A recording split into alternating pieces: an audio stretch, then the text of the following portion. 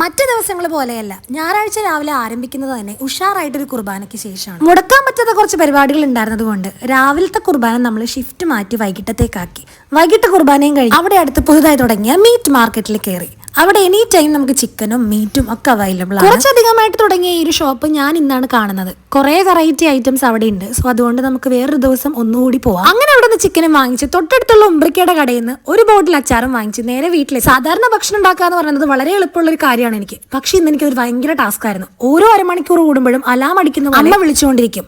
ചോറ് വെന്തോ, കറിക്ക് ഇത്ര ഉപ്പിട്ടോ, മുളകിട്ടോ, ചാറ് കറി വെച്ചോ, ഒരു മുട്ട വറുത്തതും കൂടി ഉണ്ടാക്കിക്കൂടെ എന്നിങ്ങനെ എന്നെ ഉപദേശിച്ചുകൊണ്ടിരിക്കും. മറ്റൊന്നും അല്ല ഈ ഉപദേശത്തിന് പുറകെ. അമ്മ ഇന്ന് ആറ്റുനോറ്റ് വളർത്തിയ അമ്മയുടെ മൂത്ത മകനായിട്ടുള്ള എന്റെ സ്വന്തം അപ്പച്ചനെ എന്നെ നോക്കാൻ ഏൽപ്പിച്ചിട്ട് പോയ ദിവസമാണ്. അതെന്താ ഞാൻ നോക്കും എന്നാണെങ്കിൽ അതല്ല കാര്യം. അമ്മമാര് പൊതുവെ എവിടെയെങ്കിലും പോയി കഴിഞ്ഞാൽ അവരിങ്ങനെയാണ്. അതും പോരാൻ അപ്പച്ചനൊക്കെ ഇങ്ങനെ വീട്ടിൽ നിൽക്കുന്ന ദിവസമാണെന്നുണ്ടെങ്കിൽ ഇടയ്ക്കിടയ്ക്ക് വിളിച്ച് അവർ ഓക്കെ ആണോ, പ്രോപ്പർ ആയിട്ട് എല്ലാം കിട്ടുന്നുണ്ടോ എന്നിങ്ങനെ കൺഫേം ചെയ്യും. ശരിയല്ലേ ഞാൻ പറഞ്ഞത്?